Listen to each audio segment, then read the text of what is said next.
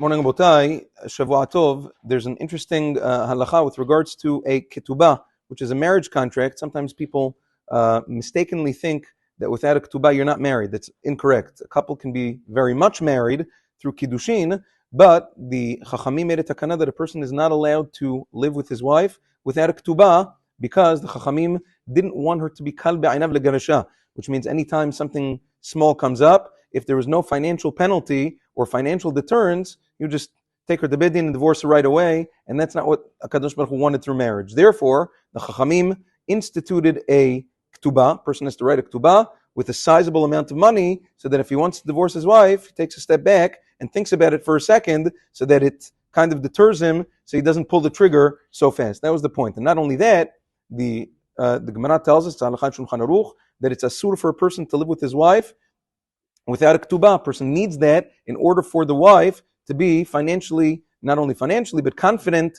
in this marriage to begin with, and that's why you need a Ketuba. If you look at the Ketuba, it's a financial contract like any other. It describes in depth the responsibilities that the husband has to his wife.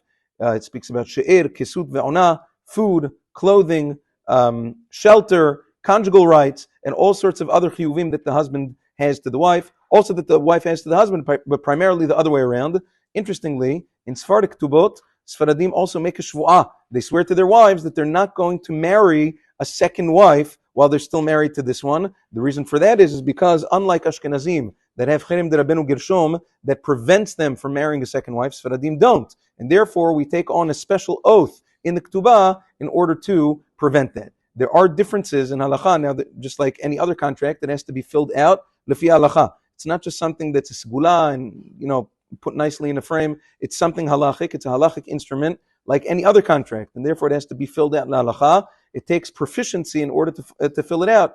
Mesadrei Kiddushin should be proficient in filling it out because there's many different scenarios that can arise. So a person should make sure that it was filled out lefi halacha.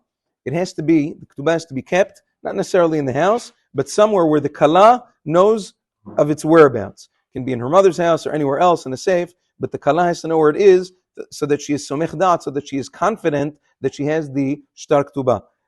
It's actually quite ironic that in Sheilot Tshuvot Rashba, Rabbeinu Shlomo bar Shimon bar Tzemach, he writes in his Sheilot Tshuvot, there's a Rishon from Spain, one of the Chashuvei Rishonim, he writes in Siman Shin Kaf that preferably the ketubah should not be left at home. Why? Because he says it's happened several times before that when the ketubah is left at home and the husband gets upset about whatever it is, first thing he goes for is the ketubah and he rips it up and then it becomes a balagan. So he says, Bedavka, don't leave it at home. It's a very funny thing to read in the Rishonim, but yeah, it actually does say that. So anyway, B'ezrat Hashem, we'll speak about in the coming days some more halachot about this matter. Have a wonderful day and Shavua Tov.